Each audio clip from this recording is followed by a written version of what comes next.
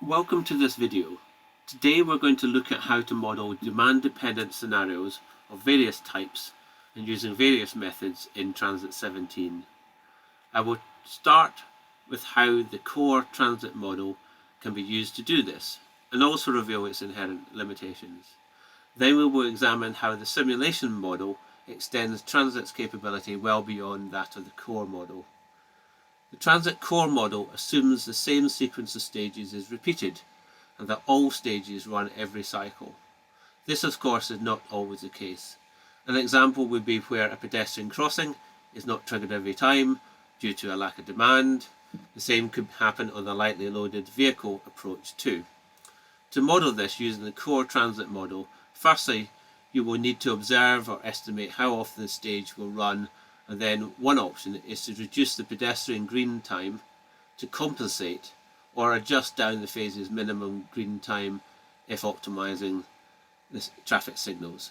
This, of course, is a relatively crude way of handling this situation and compromises the accuracy of the results, as the calculated queues and delays will not be entirely correct. Using what's shown on the screen here, I'll just demonstrate what you would do.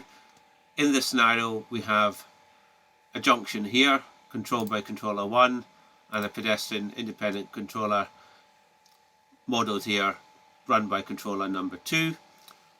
On the timing diagram here you can see how at the moment the amount of green time dedicated to the pedestrian crossing is 18 seconds. If, for example, it came in every second cycle, you could then reduce this down to maybe 9 seconds or even less to take into account the intergreen prior to the running of this phase C as well. If necessary, you might need to reduce the intergreen time going into that phase as well if it's a particularly short time frame.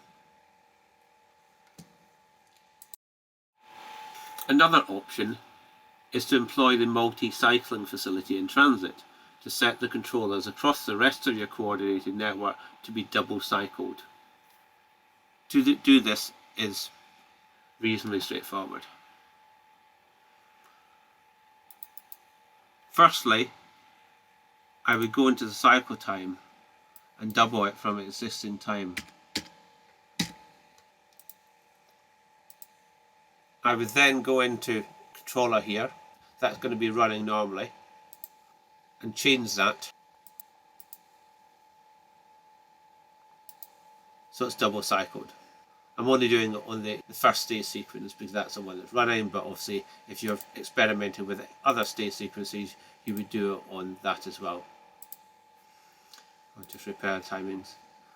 And then this way, you're effectively meaning that controller 1 is running at double the speed within a double cycle time. So effectively, it comes back to the same thing of effectively running a cycle time is still 110 seconds, while with the pedestrian crossing, you're leaving that one alone, so it will be effectively coming in now every second cycle. So this is how you could set it up. This, of course, is still quite limiting. I'll say if the crossing only comes in, say, every 2.5 cycles on average, there's no easy way to account for that other than awkwardly applying a combination of the two methods I've described so far. But there is an alternative that offers a far wider range of capabilities.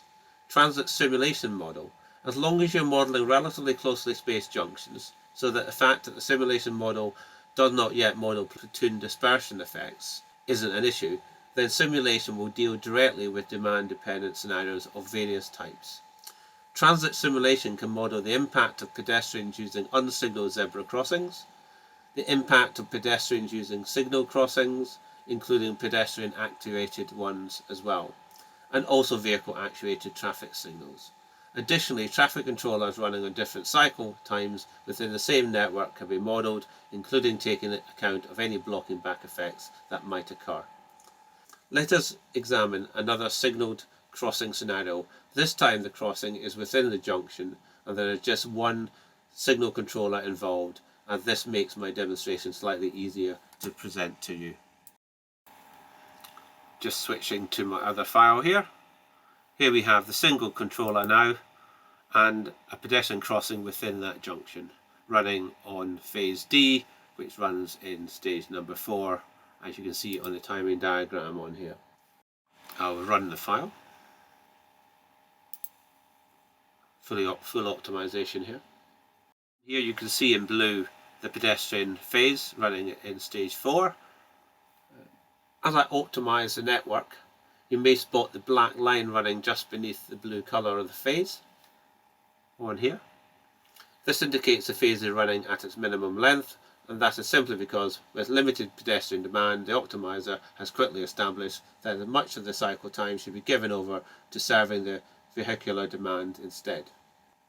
Let us switch now into simulation mode.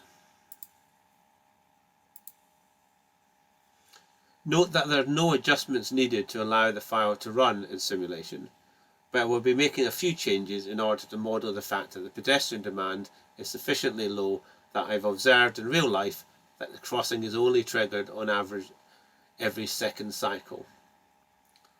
So via the data outline or the controller screen, I can go to the current stage libraries data.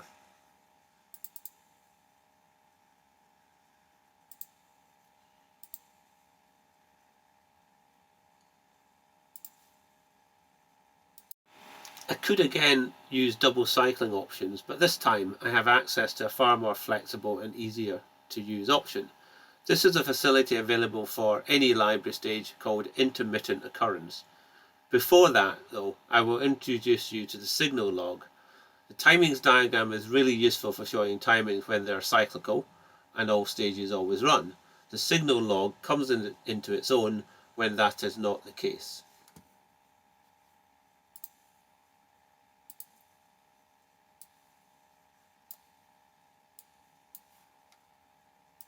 This shows the signals for each phase, just like the timings diagram, but it shows each cycle throughout the model period and can cater for differences between cycles.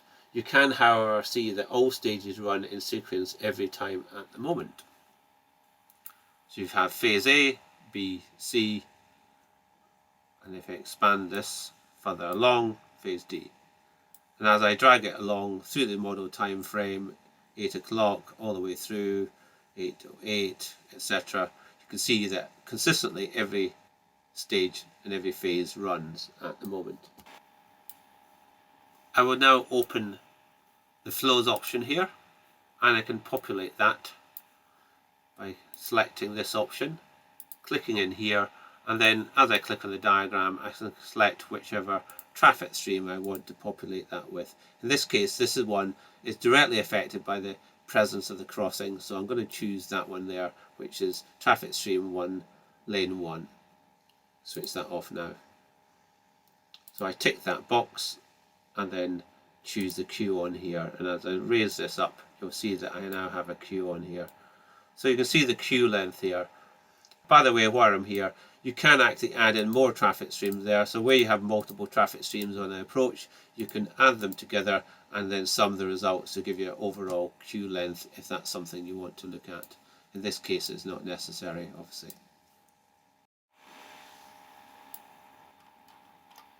I will now return to the library stage 4.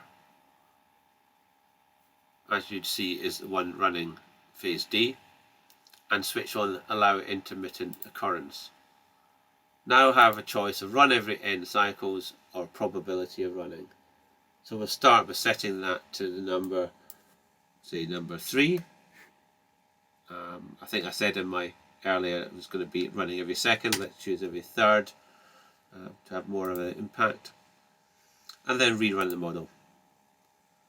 As soon as I've done that, if you now examine the signal log again,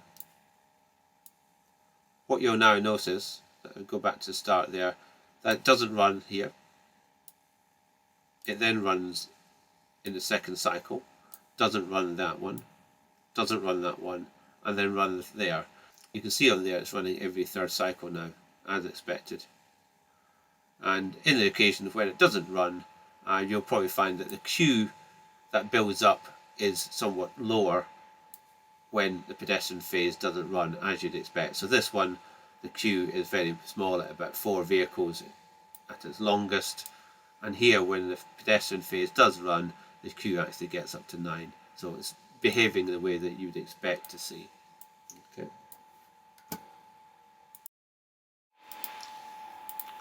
if you go back to the controller stream, you also notice there's some output on here. So it gives you information now on here as a number of traffic streams or saturated. We're not looking at oversaturation conditions here, so let's skip that. Simulated mean cycle time. The main cycle time is 110 seconds because one of the stages is not being triggered every single time and only triggered every third cycle. Then the overall mean cycle time is being reduced here. Now, what if we wanted to take into account the fact that a cycle ran every third cycle but did it randomly? What would you need to do? We'd switch this back to 1 and then we'd reset that to something like 33. So we're choosing now the probability of running to account for this. Technically, you could use both of these options, both the run every n cycles and the probability option. And the program will not complain and will do the right thing. But we would recommend not doing so, as the resulting combined effect is harder to interpret. Let's go back to the signal log now. Rerun the files. And now, on here, what you should see is the fact that as I scroll through the model time period, phase D on here is running, and then it will skip. The skipping is now random. It's not doing it in a regular pattern. In this case, it's waited several cycles, more than skipping 2, and then it might then run 2 in a row, like shown on here. So it will be coming in every third cycle, or 33% of the time, but in fact it's now doing that in a random manner, which may be more appropriate, obviously, for something that's demand dependent, actuated, then this is what you'd expect. So you've got that option on here, as well as the other one. I have one final thing to show you, and that is how to set the controller behavior with regard to who gets the spare time given up when a stage does not run. So go to the outline and then scroll down to the stage sequences, pick the current sequence, and in here you'll find a section called intermittent stages that only exists when that allow intermittent occurrence is switched on. If I select that, in here you will find for that particular library stage the stage skipping behavior, and the options are, by default, exclude skip time, hence why when the stage doesn't run, the cycle time in effect reduces in length. You've got force to always run, run previous stage, run next stage, and allocate time to previous and following stages. So this way you can choose to either have the cycle time reduced in length, or if it's mimicking, say, a UTC system, you want to preserve the cycle time every single cycle, irrespective of what stages are skipped, then you can choose the run previous, run next, or allocate some of the time to either. If you choose that option, it will give you the option to put in a percentage value that goes to the previous stage, and then the remaining number of seconds will go to the next stage. So this ends the demo of this feature. So now we can move on to the options available if you want to model vehicle actuation or pedestrian actuated signals in a more direct way. TRANSYT now includes an actuated traffic control mode. I'll just switch this option off.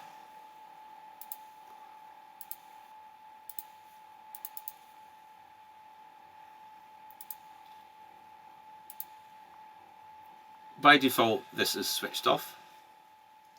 There are two options: basic, which you would use to model UK's System D method of control, and optimize, which behaves closely to the behavior of mover.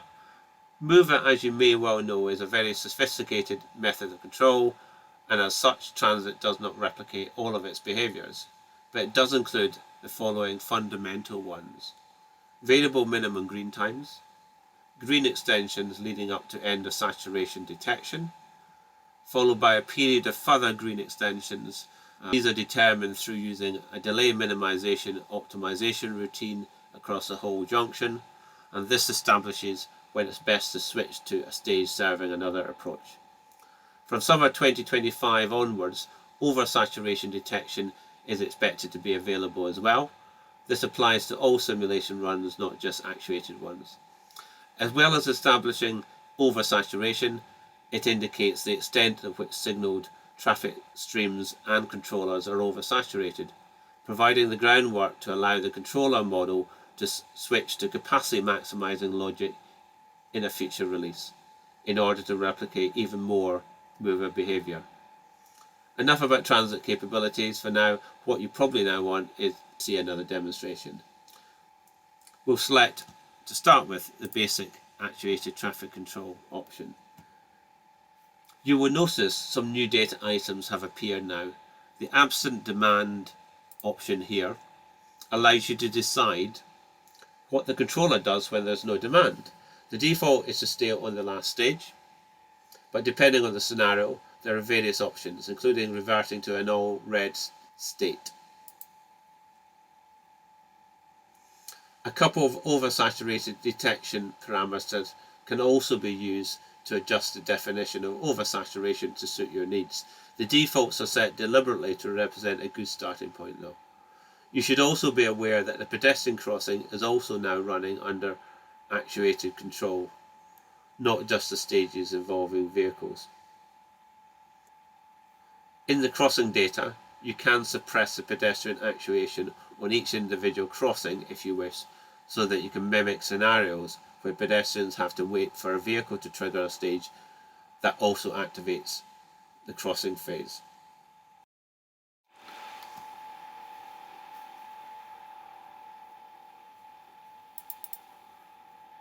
Opening the traffic stream data screen here, you may notice down here in the bottom right a new data item specific to actuated control. This is called first detector location. This data item isn't actually a new one, as it was added for a different purpose a long time ago, but is now being repurposed. You set this value manually when modelling basic VA, and it's the distance upstream from the stop line of the first detector to be reached by arriving vehicles on the traffic stream. This allows you to set it to be a lot further upstream if, for example, you're modelling a high-speed site, i.e. speed assessment, where the detector is positioned a lot further upstream to ensure that it's safe and effective. I would just use the defaults for now. I will run the model as before, and we'll look again at the signal log. The first thing you will notice is that there are some strange colourings of the phases now. In addition to the green, you will see plenty of cyan.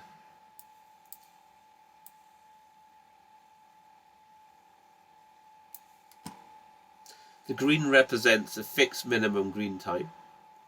Cyan represents green extensions associated with vehicle detections. You will see that the minimum green times are a constant length, while the extensions vary in length. If I repeatedly run the model, you'll get slight variations in the total delay. That's the nature of simulation models with multiple stage runs. You still get a certain amount of variation, although you can make adjustments to make the runs more accurate to reduce that if necessary.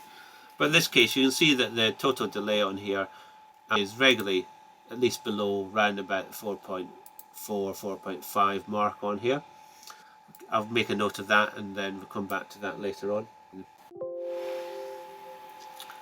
Before we look at the other actuated control type, I should point out there are some results specific to situations where stages are skipped, including when using one of the actuated control modes. For example, each resultant stage reports additional information. I'll just get hold of it from a data grid I saved earlier. I'll rotate the results to make it a bit clearer. For example, you have here now the percentage of skipped stages, the maximum duration of each stage, the mean stage duration, and this offers a nice insight into the expected controller behaviour.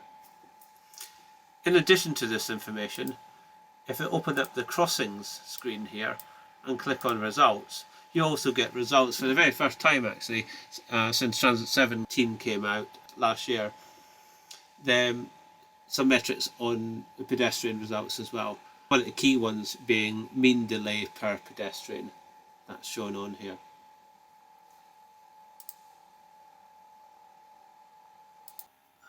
If I switch back to actuated traffic control mode and switch it to optimized,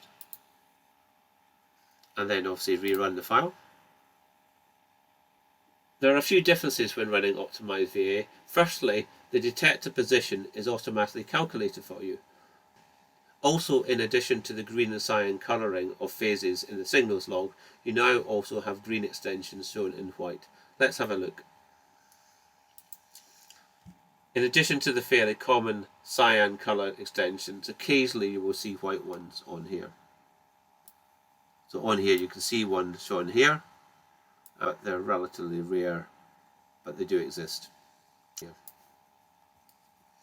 These represent the green extensions due to the junction-wide delay minimization optimization process the likes of Mover would carry out. Also note that the minimum green times also vary in length. This green is particularly long, and this one here is quite a bit shorter, indicating it's running in optimized mode. Transit has an enhanced signal log in various ways, and one change has been the introduction of the timeline option, so it's worth showing you that now. Animations are quite popular in Transit because it shows you the behaviour of individual vehicles running within your model. I'll just switch off these data items just to leave the vehicles on their own. Speeded it up somewhat. You can now switch on the timeline on here, and what this does is allows you to see simultaneously the signal states on the signal log and the queues if you want to look at them as well on one or more approaches, at the same time as animating the individual vehicles on the network diagram at the same time. So it's quite nice to be able to forensically investigate whether the behaviour is as you expect and matches what you're seeing on the street and what the controller is doing. If you pause this, you'll find that dragging this along is quite a good way of, and using the keyboard as well in combination with the scroll bar allows you to click forward second by second to see exactly what's happening on here. Into the summary results on here, the value here was 4.2. If I rerun it again, it's 4.1, 4.1, 4.1. So you can see the number has come down slightly. So it has shown some benefit of running under the optimized actuator control rather than the basic VA. Has actually made a difference in the case. Depending on the setup, the benefits will vary. And in fact, that's one of the very purposes of this, to identify which junctions would most benefit of being upgraded from the likes of System D to something like Mover. One further graphical interest on the diagram that I haven't shown you yet is the fact that although the detectors are not shown on the diagram itself, their presence do make themselves shown in the form of the vehicle colouring. You may notice the vehicle there has arrived and turned yellow. That's indicating that that vehicle has been detected as it crosses the detector. So whenever you see a vehicle changing colour from whatever colour it is at the time, when it briefly highlights itself as yellow, that's an indication that a vehicle has been detected going over a detector. If I expand this out, you may find it you'll be able to see it more readily on here.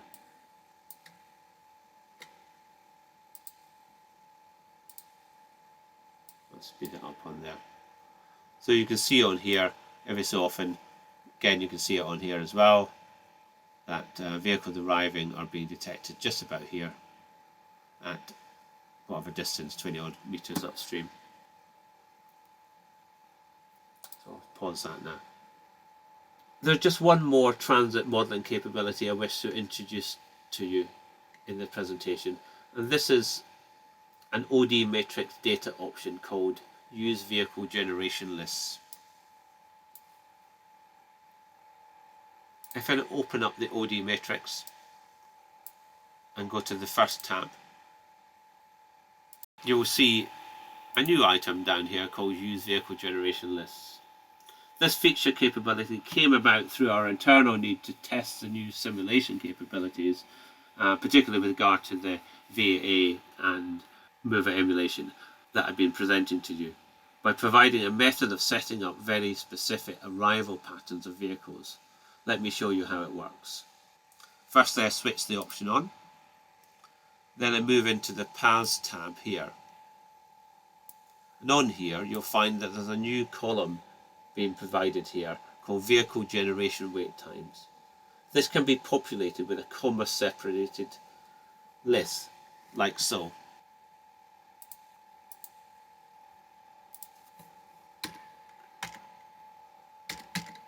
So I've typed in 2,5,10 into a particular path.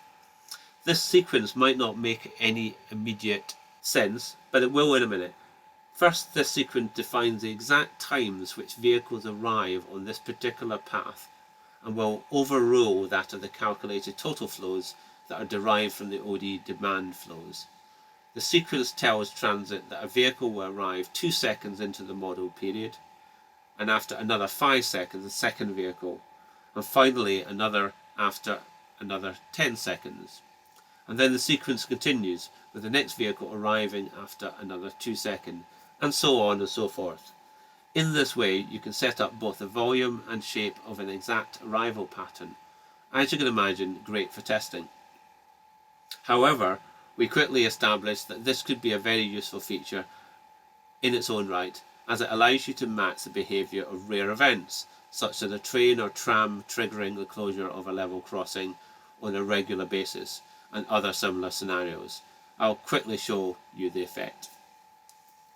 I'll firstly remove this, and for the traffic coming out the side road, I'll put in the number 600.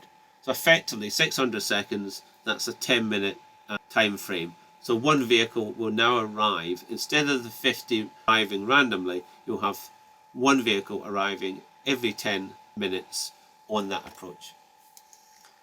That particular approach has traffic going in the other direction, and I put that in. If there's only one movement, I wouldn't need to do this. I'm trying to overrule both these two values in here to make sure that there's no vehicles arriving at all that are just arriving randomly. So I do need to put that number in this situation twice. Hopefully that makes sense. Now that I've done that, I can then rerun the file.